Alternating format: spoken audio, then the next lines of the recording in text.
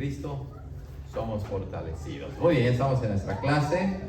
Vamos a compartir la clase de hoy. Ahí está. ¿Lo pueden ver, hermanos?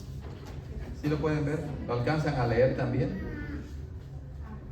¿Qué tal así? ¿Mejor? Mejor, ok. Vamos a ver si no se... Ahí está, miren. Ahí está mejor, creo. Ok, le vamos a poner aquí para que yo pueda verlas. Ok, ahora vamos a empezar con nuestra clase, el ser humano en el pacto de gracia. Los capítulos anteriores fueron el ser humano y el pecado, ¿verdad? El pecado en la raza humana. Pasamos buen tiempo meditando, reflexionando, estudiando el tema del pecado y pues un tema fascinante, ¿cierto o no? Profundo, ¿verdad? Con muchas ramificaciones. Y ahora entramos a un tema igualmente fascinante, el ser humano en el pacto de gracia. Ya ustedes tienen una idea de lo que es la doctrina del pacto, porque lo vimos en relación a la creación del hombre, en relación al pecado, otra vez lo repasamos. El pacto de redención. Vamos a iniciar. Dice así: el pacto de redención consiste en un acuerdo entre el Padre, que representa a la Trinidad. La Trinidad es el Padre, el Hijo y el Espíritu Santo. Pero en este pacto de redención, de redimir, de rescatar, el Padre es el representante. ¿Ok? Entonces, el pacto de redención consiste en un acuerdo entre el Padre, que representa a la Trinidad, y el Hijo, que representa a su pueblo. ¿Ok? Entonces, el Padre representa a la Trinidad en el pacto de redención y el Hijo representa a su pueblo. Claro, porque es el Hijo que va a redimir, que va a rescatar a su pueblo, en el cual el Hijo asume las obligaciones de aquellos que el Padre le ha dado. Es decir, el Hijo todo lo que el Hijo va a hacer es para el bien de su pueblo. Asume las responsabilidades de ellos, porque como ya estudiamos, el pecado incapacita al hombre para salvarse por sí mismo. Y entonces, para que el hombre sea salvo, alguien más lo tiene que salvar. Y en ese caso se requería este pacto de redención, en el que el Hijo asume las responsabilidades de su pueblo. Él es el que va a obedecer en lugar nuestro. Y dice, y el Padre a su vez le promete al Hijo todo lo que sea necesario para su obra redentora. Entonces, hasta aquí, en estas palabras tan profundas, aprendemos que la redención de la humanidad, la redención del pueblo de Dios, es una obra trinitaria, ¿verdad? Aunque no se menciona al Espíritu, pero se presupone que, claro, el único que nos puede llevar a Cristo es el Espíritu Santo. Este pacto eterno es el fundamento firme del pacto de gracia. Ahí está, noten la diferencia entre el pacto de redención y el pacto de gracia. Ese pacto eterno es el fundamento firme del pacto de gracia. Si el Padre y el Hijo no hubiesen hecho este consejo de paz, este consejo, tampoco hubiera sido posible lograr la paz entre Dios y el pecador. El pacto de redención hace posible el pacto de gracia. Entonces nos podemos dar cuenta que en orden, primero viene el pacto de redención y luego el pacto de gracia. Recuerden que Dios, en su secreto eterno, en su sabiduría eterna, Él ya tenía planeado todo, ¿verdad? De modo que cuando Adán y Eva pecan, pues no toman a Dios por sorpresa, de modo que tenga que crear un nuevo pacto en el momento. Él ya había hecho este pacto eterno de redención este consejo de paz, ¿verdad?, entre Él y su Hijo para salvar a la humanidad caída en el pecado. Y yo sé que esto puede suscitar muchas preguntas, ¿verdad? Pero bueno, estamos al inicio de este estudio y vamos a ir avanzando para poder clarificar algunas dudas o preguntas que podamos tener. El pacto de redención hace posible el pacto de gracia. Entonces, el pacto de redención no inició en el huerto del Edén, ¿verdad? Lo que inicia allá sí es el pacto de gracia, ¿verdad? Pero el pacto de redención es uno que se inició en la eternidad. ¿Ok?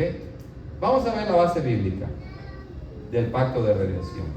La Biblia representa el pacto de redención como un estado de cosas en el cual habrá armonía entre el renuevo. Recuerden que así le llaman al Señor, el renuevo, y el Señor. O como traduce más literalmente la Reina Valera, consejo de paz. En Zacarías 6:13. Vamos a leerlo. Zacarías 6:13. Pueden verla ahí en sus Biblias, hermanos, en las Biblias de la iglesia. Está en la página 990 y dice allá el profeta Zacarías 6 versículo 13, dice así: Él edificará el templo de Jehová, es decir, el renuevo,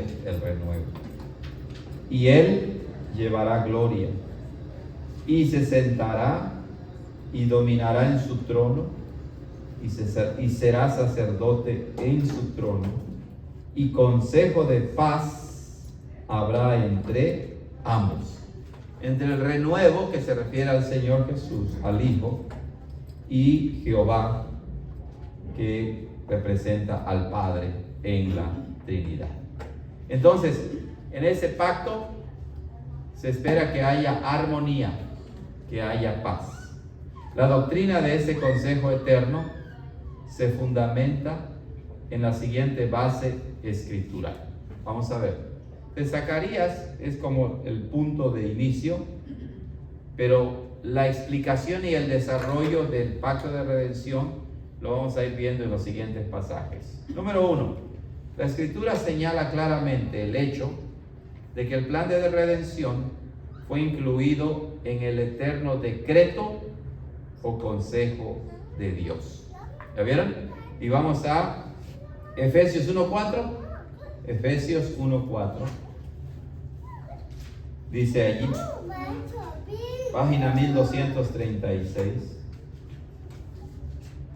Según dice el apóstol Pablo, hablando del Padre y del Hijo, dice: según el Padre nos escogió en Él, es decir, en el Hijo.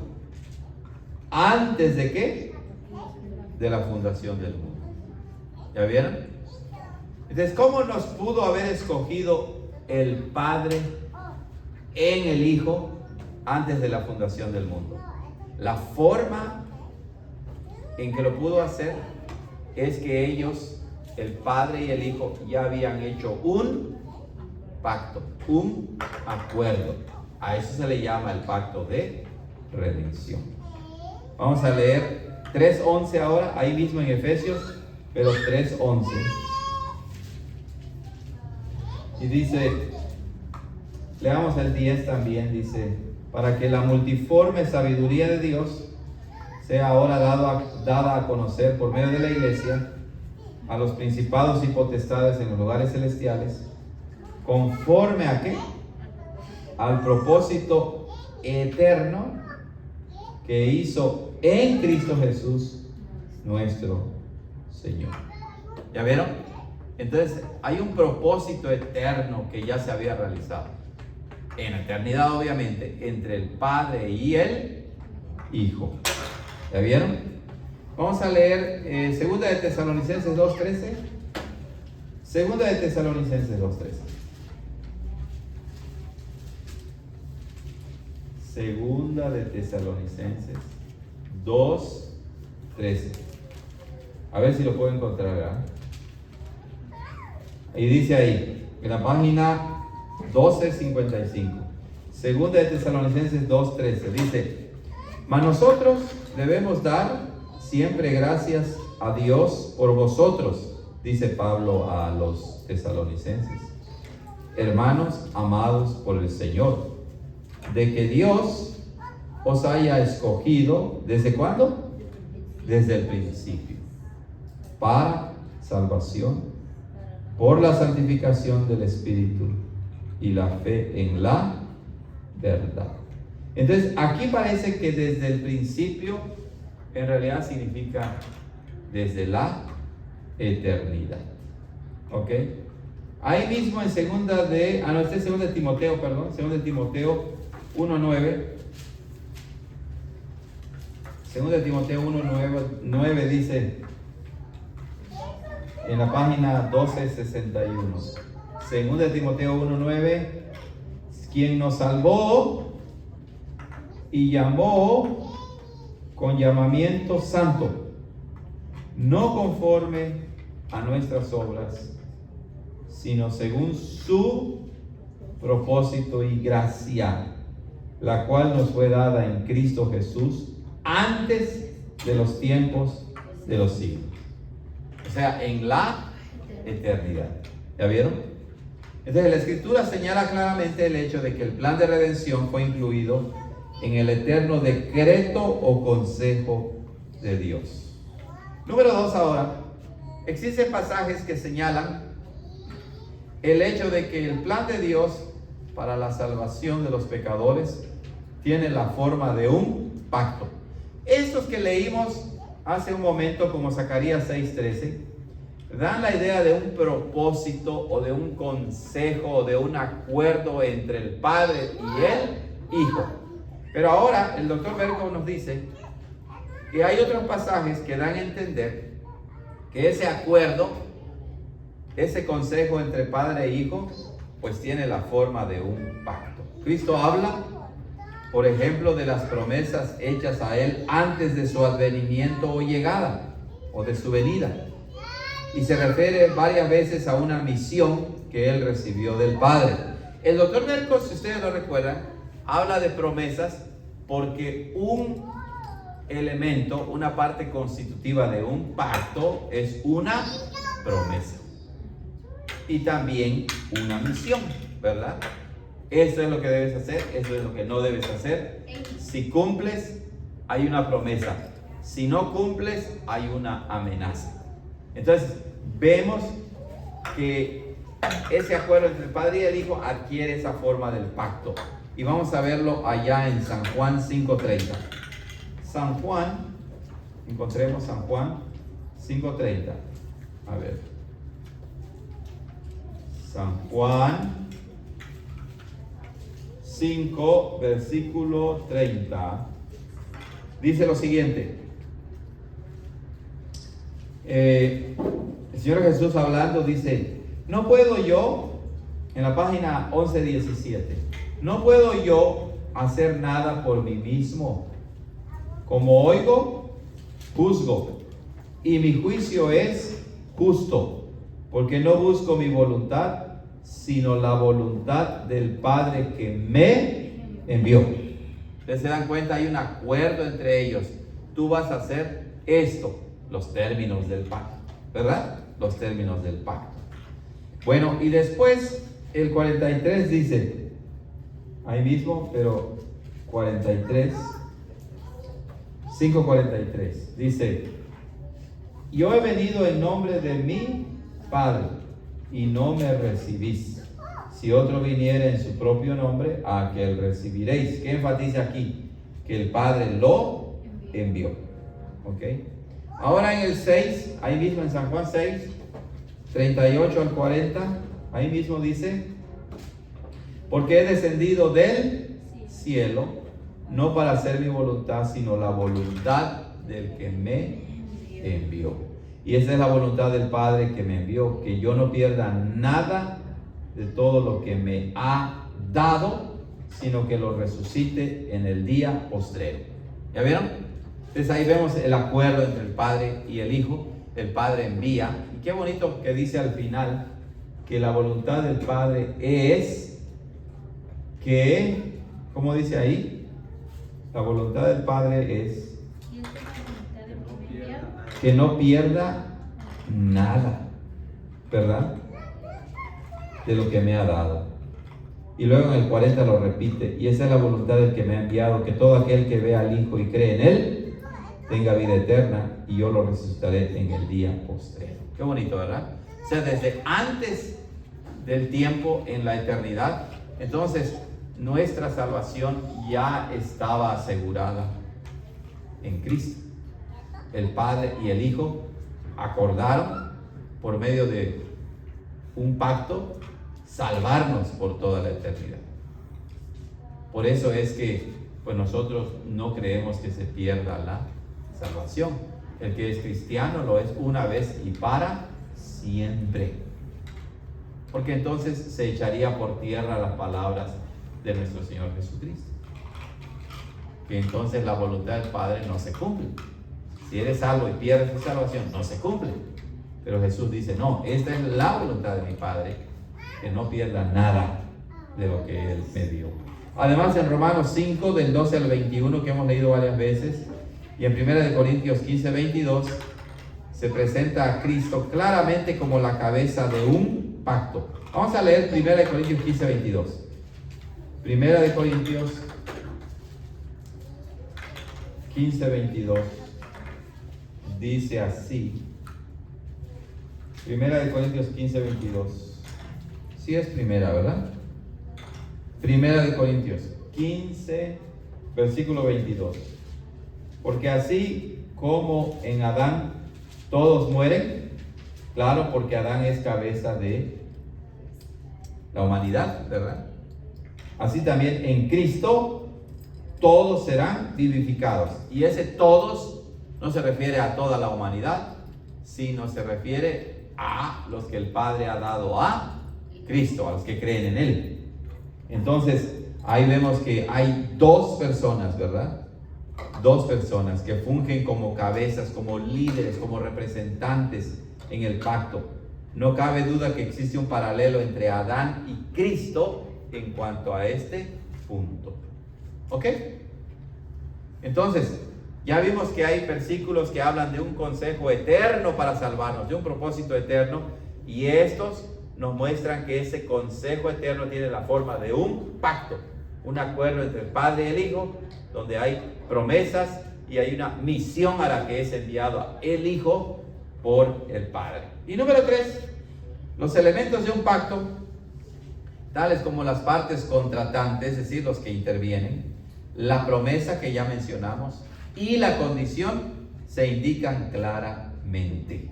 Vamos a ver Salmo 2 del 7 al 9. Vamos al Antiguo Testamento y vamos al Salmo 2. Salmo 2 del 7 al 9. A ver. Y dice así la palabra. Salmo capítulo 2 del 7 al 9. Yo publicaré el decreto. Jehová me ha dicho, en la página 597. Jehová me ha dicho, mi hijo eres tú. Yo te he engendrado hoy. Pídeme y te daré por heredad las naciones y por posesión tuya los confines de la tierra. Ahí vemos a las partes del pacto, ¿verdad? El Padre y el Hijo. ¿Qué más vemos ahí? Una promesa, ¿no? Pídeme y te daré por heredad, ¿qué? Las naciones.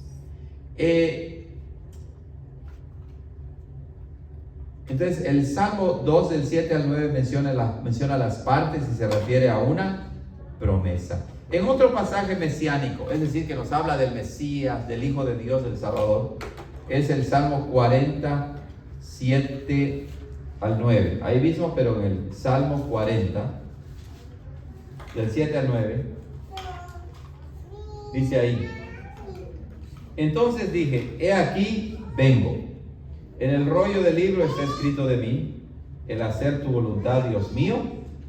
me ha agradado, y tu ley está en medio de mis entrañas. He anunciado justicia en la gran congregación, he aquí no refrené mis labios, Jehová, tú lo sabes. Y entonces, ahí vemos que el Mesías expresa su disposición para hacer la voluntad del Padre, sacrificándose por el pecado. Cristo habla varias veces de la tarea que el Padre le ha encomendado. Ya lo leímos en San Juan 6, ¿verdad? Y además San Juan 17, 5, 6, 9 y 24 se refiere a la recompensa que Cristo recibe del Padre. Vamos a ver algunos pasajes de ahí. San Juan 17, 5, muy conocido ese pasaje, en la página 1135. 1135. Noten cómo dice ahí en versículo 5. Ahora pues, está hablando el Señor Jesús, ¿verdad? Ahora pues, Padre, glorifícame tú a tu lado mismo con aquella gloria que tuve contigo antes que el mundo fuera. Luego el 6, he manifestado tu nombre a los hombres que del mundo me diste, tuyos eran y me los diste y han guardado tu palabra. Versículo 9, yo ruego por ellos, no ruego por el mundo, sino por los que me diste, porque tuyos son.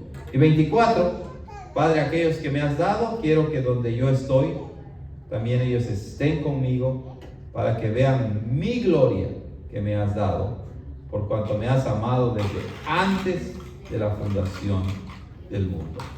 Entonces aquí la recompensa es la gloria, ¿verdad? La gloria que el Padre le da al Hijo en este pacto. No es que el Hijo no tenía gloria, pero en el consejo de redención, en el pacto de redención, esa es la promesa, la recompensa dada al Hijo por terminar su obra que el Padre le encomendó. Número 4. Existen dos pasajes en el Antiguo Testamento que conectan la idea del pacto directamente con el Mesías. Salmo 89:3 e Isaías 42:6, los cuales se refieren al siervo del Señor. ¿Ok? La conexión muestra claramente que este siervo no es solamente Israel. Además, también existen pasajes en los que el Mesías se refiere a Dios como su Dios, lo cual es lenguaje del pacto. Pero vamos a ver primero Salmo 89:3. Vamos a ver Salmo 89:3. Encontrémoslo ahí. Está en la página 653. 653, que es el Salmo 89, versículo 3. Hice pacto con mi escogido. Juré a David, mi siervo, diciendo: para siempre confirmaré tu descendencia y edificaré tu trono de generación en generación. Recuerden que el pacto que Dios hace con David es parte del mismo pacto de gracia, y por eso es que David funciona como un tipo o una figura o una sombra de ¿quién? De Cristo. Por eso es que al Señor Jesucristo, cuando Él se encarna, se le llama el hijo de Abraham, pero también se le llama el hijo de David. Entonces, el escogido por excelencia no es David. El escogido por excelencia es Cristo. Como también en el pacto con Abraham, el hijo prometido por excelencia no es Isaac. El hijo prometido por excelencia es ¿quién? No. El hijo prometido por excelencia es Cristo, ¿verdad? Por eso es que a Abraham, al Señor Jesús, se le llama, como dije hace rato, el hijo de Abraham. No es que Isaac no era prometido, claro que sí lo era, pero la promesa de que iba a tener un hijo apuntaba más allá de Isaac y de Jacob hasta el Señor Jesucristo. Vamos a leer Isaías 42:6. Isaías 42, versículo 6, en la página 772.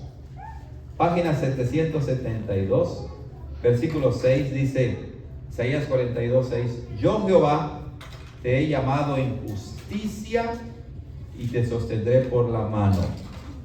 Te guardaré y te pondré por alianza, por pacto del pueblo, por luz de las naciones.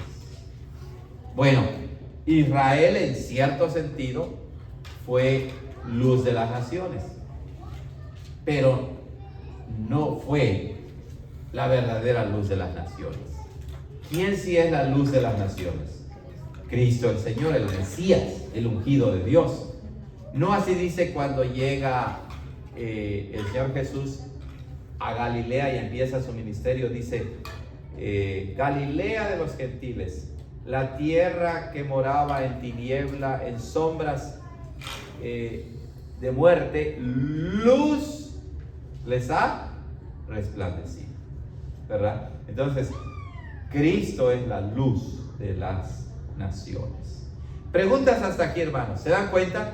Entonces, el pacto de redención, que también se le conoce como el consejo de paz, ¿verdad? Que hemos estado mirando, es un pacto eterno, el acuerdo entre el Padre y el Hijo de salvar al pueblo de Dios. Y entonces, el pacto de gracia es como dice el doctor Berco, es la base. El pacto, de redención es la base del pacto de gracia. Como que el pacto de gracia es la puesta en práctica del pacto de redención, por así decirlo, ¿verdad? Es como la actualización, como el llevar a cabo, ¿perdón, hermano? El desarrollo continuo, ¿verdad? Una palabra técnica, ¿verdad? Como la explicitación temporal del pacto de redención. Eso sería el pacto de gracia. La elaboración y la realización temporal del pacto eterno que Dios ya había hecho entre el Padre y el Hijo. Eso es muy importante para terminar la idea, porque entonces nos damos cuenta que el plan de redención y de salvación no fue un plan de contingencia, no fue un plan improvisado, sino que ya había sido diseñado, ya había sido elaborado, planeado en la eternidad. Hermana Arlen. El pacto de gracia es el que lleva a cabo con Abraham, el que establece con Abraham. Bueno, el pacto de gracia empieza ya en el jardín del Edén. Porque el pacto de redención decimos que se estableció desde la eternidad. Correcto, entre el Padre y el Hijo. Luego vimos el pacto que se hizo de obras. De obras, así es, con Adán. Y luego Y entonces Adán viola el pacto de obras, ¿verdad? Y entonces ya no hay otra manera de salvarse que por medio del pacto de la gracia de Dios, en la que Él promete al Salvador, el Señor Jesucristo, que ya había sido escogido, por así decirlo, en la eternidad. ¿Ok? Por eso es que el pacto de gracia tiene como base el pacto de redención. ¿Dale? Entonces, ¿dónde empieza el pacto de gracia? Desde el momento que el hombre peca, en Génesis 3:15, y pondré enemistad entre tu simiente y la simiente suya.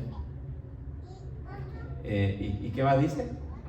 Ya me enredé, ¿verdad? Y pondré enemistad entre ti y la mujer, entre tu simiente y la simiente suya. Esa te herirá en la cabeza y tú le herirás en el calcañar. Y ahí está prometido alguien que va a venir y que va a destruir a Satanás, quien es el que introduce el pecado en el mundo. Tienta a Adán y a Eva y caen en el pecado. Y el Génesis 3:15 promete que un día vendrá el que aplastará a Satanás en la cabeza.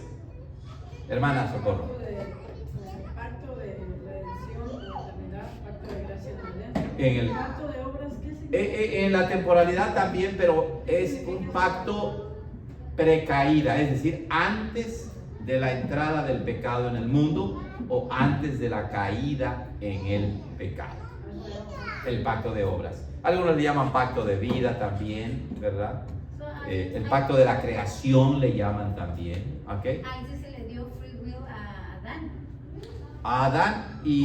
Adán y Eva, antes de la entrada del pecado al mundo, Adán tenía libertad, ¿verdad? De voluntad, de decisión, pero él no estaba en una condición poscaída, por así decirlo, sino precaída, en la que él fue creado sin pecado. Sus impulsos eran hacia Dios, pero con la posibilidad, obviamente, de pecar. ¿Ok? Y Adán pecó. Y si no hubiera pecado, entonces no hubiera existido. Mucha gente piensa que tenemos free will si Adán estando Exacto, sin caer. exacto, sí, es un buen punto, hermanas. Muchas personas dicen, tenemos voluntad libre, libre albedrío. Desde ese punto de vista no comprenden la gravedad de lo que están diciendo. Adán y Eva tenían libre albedrío, voluntad libre en el estado antes de la caída, donde fueron creados sin pecado, y aún así, ¿qué pasó? Pecaron. Ahora, ¿qué garantía tienes de decir que tu salvación dependa de tu libre albedrío ahora, cuando vivimos en un mundo de pecado? Estás muerto. ¿Verdad? No se puede. O sea, bíblicamente hablando. Ahora, eso no significa que el hombre sea autómata, o sea, un palo o un pedazo de madera. No, el hombre sí tiene voluntad libre, pero siempre dentro del contexto de ser un ser pecador, que siempre va a escoger lo que puede escoger dentro de su nuevo estado y condición de pecado. Pero nunca podrá escoger ¿quién? ¿A quién? A Cristo para ser salvo. Para eso se necesita el pacto de gracia, un redentor que nos salve de nuestros pecados. ¿Se dan cuenta?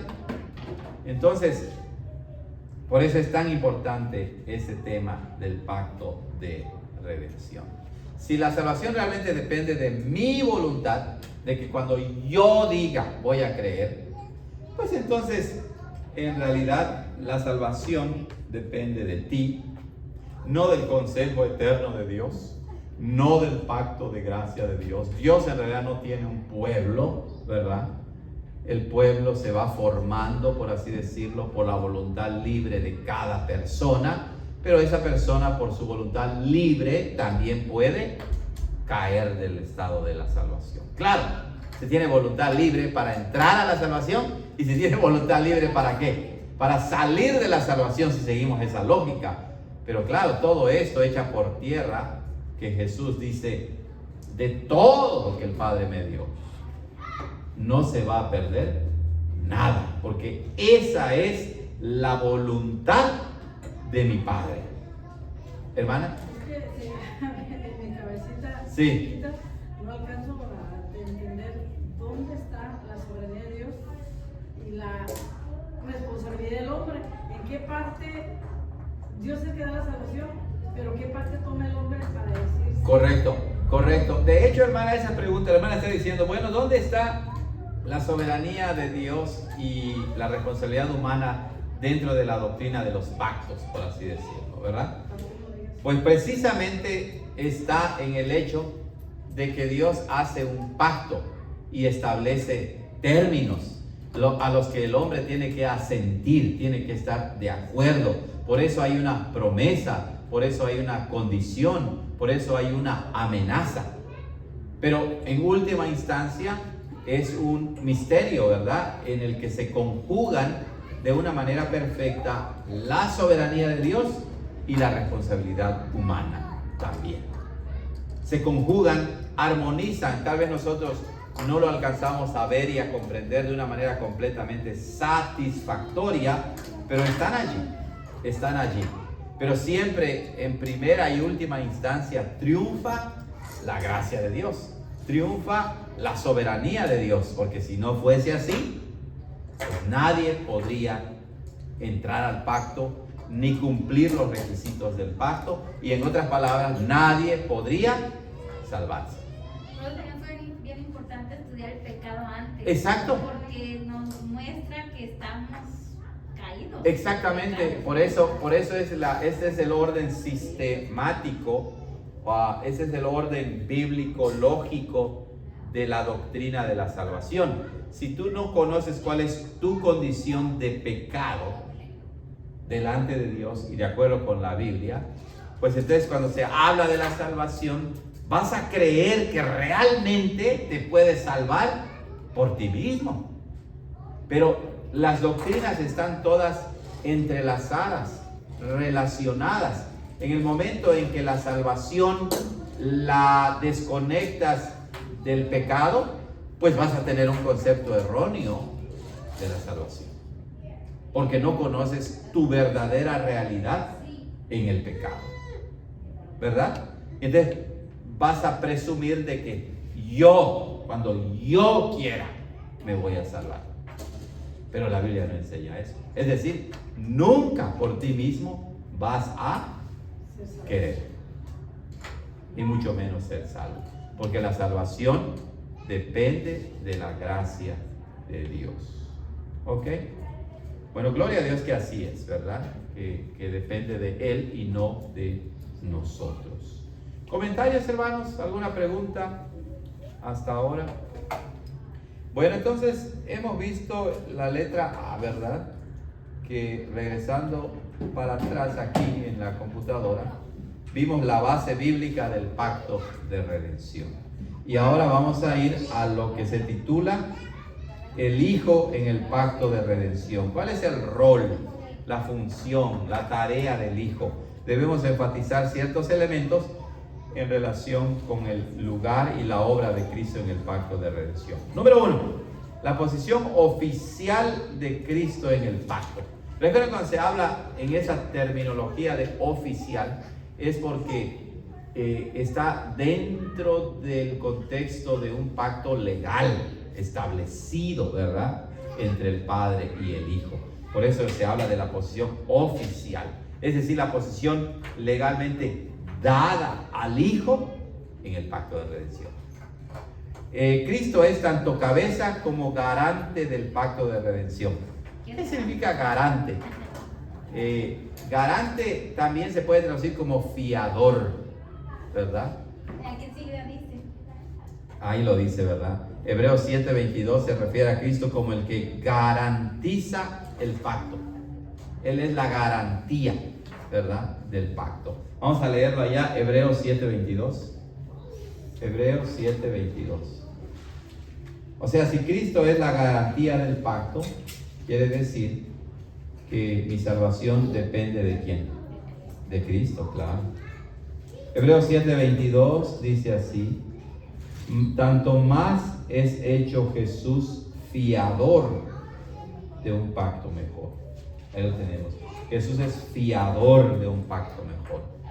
Y bueno, pero ¿qué más significa eso de fiador? Bueno, es el que garantiza, el que da seguridad, el que corrobora, el que confirma. En términos económicos, ¿qué es un fiador o garante? Bueno, la Biblia dice, nunca salgas con fiador de nadie, ¿verdad? No le eches soga a tu cuello, algo así dice.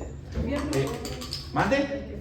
Y claro, dice la Biblia, no lo hagas, y si lo haces, apresúrate a salirte de esa situación, porque lo que estás haciendo es decir, cuando eres un fiador o un garante en términos económicos, significa que alguien pide un préstamo, por así decirlo, y tú eres el fiador, el aval, el que dices, bueno, si él no paga, el que va a pagar soy yo. Dice la Biblia, líbrate, líbrate, líbrate. No debes hacer eso, ¿verdad? Entonces, pero Cristo sí se sometió a ser el fiador. Impresionante. Y además de eso, ¿verdad?, Él sabía que nosotros nunca íbamos a poder. Mas sin embargo, Él dijo, yo seré el garante, yo seré el fiador, yo soy el aval perfecto, de modo pues que el pacto se puede cumplir no por nosotros, sino por Cristo. Entonces, un garante es una persona que contrae las obligaciones legales de otra. Claro, por eso es cuando hablamos de un pacto se habla dentro de este contexto jurídico, legal. Cristo tomó el lugar del pecador y asumió la expiación del pecado, cargando el castigo necesario y cumpliendo de esta forma las exigencias de la ley para el beneficio de todo su pueblo. Claro, Él hizo todo lo que nosotros no podíamos hacer. Cristo se convirtió en el último Adán al asumir el lugar del ser humano deudor, es decir, de nosotros. ¿La deuda era de Cristo? No, era nuestra. Y en esa capacidad Él es la cabeza del pacto, el representante de todos aquellos que el Padre le ha dado. Gloria a Dios, ¿verdad? Gloria a Dios por Cristo, nuestro fiador. Hay un himno, de hecho, que no lo hemos cantado. No sé si esté aquí en el himnario, me imagino que sí. Pero yo crecí cantando ese canto. ¿Quién será mi fiador? Así se llama el himno. ¿Quién será mi fiador? Y ese fiador es nuestro Señor Jesucristo. Qué hermoso, ¿verdad? Cuando cantamos lo que es bíblico, como tratamos de hacerlo, y no solamente nuestras puras emociones y sentimientos, entonces cobra sentido, ¿cierto o no? Cantamos la Biblia, cantamos la doctrina, y eso es muy importante. Preguntas hasta aquí, hermanos. Esta es la posición oficial de Cristo en el pacto. ¿Cuál es esa posición? Que Él es el fiador del pacto, el garante del pacto. ¿Cómo va nuestra garantía? Porque Él, por eso dice que Él es el abogado. Exacto, Él es nuestro abogado. Dios nos ve a través de Cristo. Y Cristo, podríamos decir que Él es el garante de diferentes aspectos. Él es el garante en el sentido de que el Padre hizo un pacto con Él, ¿verdad? Y Él se sometió a cumplir. Segundo, en que Él es el garante porque Él obedeció e hizo todo lo que nosotros no podíamos hacer. Y lo hizo en nuestro lugar y para nuestro favor. Cristo es nuestro garante en el sentido de que Él es el mediador. Solo a través de Él podemos llegar al Padre. Cristo también es nuestro fiador o garante, podríamos decirlo así, en el sentido de que incluso ahora Él es nuestro intercesor, nuestro abogado. O sea que su obra de salvación no terminó cuando murió y resucitó, sino continúa. ¿Por qué es que nosotros podemos perseverar en la salvación? Pues por la obra de Cristo, de ser nuestro abogado, de ser nuestro intercesor. Ruega por nosotros al Padre. Aparte de que el Espíritu Santo también es nuestro intercesor. ¿Ok? Muy bien. Número 2. Para Cristo el pacto fue un pacto de obras. ¿Ya vieron? Ahí está, interesante. Y ahora nos vamos dando cuenta de la importancia de estudiar la doctrina de los pactos. ¿Recuerdan lo que estábamos comentando hace un rato? Antes de la caída, Adán y Eva estaban en un pacto de obras establecido por Dios mismo. Si Adán cumplía, entonces permanecerían siempre en un estado de salvación, por así decirlo, de bienaventuranza, sin pecado. Pero en el pacto de obras, Adán y Eva no cumplieron. Entonces, cuando Cristo viene, es por eso que Adán es figura de Cristo. Y entonces Cristo funge como el segundo Adán. Y para Cristo el pacto fue un pacto de obras. El pacto de redención es verdaderamente la base eterna del pacto de gracia. Y para los pecadores también es un modelo original. Pero para Cristo es más bien un pacto de obras que un pacto de gracia. Noten esto. Para nosotros decimos que es de gracia porque es un regalo que recibimos como resultado de la obra de Cristo. Pero para Cristo mismo, Él no recibió ningún regalo. Él hizo lo estipulado en el pacto. Y por eso es que para Él es un pacto de obras. Para él se aplica la ley del pacto original, el pacto de obras. Es decir, que la vida eterna solo puede ser cumplida, obtenida, cumpliendo las demandas de la ley, obedeciendo las demandas de la ley. Claro, y Cristo siempre obedeció. Cristo obtiene en calidad de último Adán vida eterna como recompensa por su fiel obediencia, y de ningún modo la obtiene como un don de gracia inmerecida. De ninguna manera, porque Cristo, piénsenlo, Cristo no necesitaba de la gracia redentora. ¿Por qué? Porque Él nunca tuvo pecado ni cometió pecado. Más bien, Él es la gracia encarnada, personificada de Dios. Él es la fuente de la gracia. Por eso es que cuando en nuestro servicio de adoración le damos la bienvenida y la salutación, dice: gracia y paz a vosotros, de Dios nuestro Padre, y ¿de quién? Y de nuestro Señor Jesucristo. Muy hermoso, ¿cierto o no? Muy, muy hermoso. Entonces, para Cristo el pacto de gracia fue un pacto de obras. Entonces, ¿somos salvos por gracia o por obras? Por gracia. Y por obras, pero por la obra de ¿quién? De Cristo, ¿verdad? ¿Se dan cuenta qué hermoso es esto? Comprender bien esto. Entonces decimos, sí, somos, lo que pasa es que para nosotros, las obras perfectas de Cristo, pues ya vienen envueltas en el paquete de un regalo, de la gracia de Dios. Para nosotros la recibimos como un don, como una dádiva, como un regalo. Así llega a nosotros la salvación. Pero alguien tuvo que cumplir con los términos del pacto. Alguien tuvo que sufrir. Alguien tuvo que recibir la maldición. Alguien tuvo que obedecer perfectamente. ¿Quién fue? Cristo nuestro Señor, el fiador, el garante.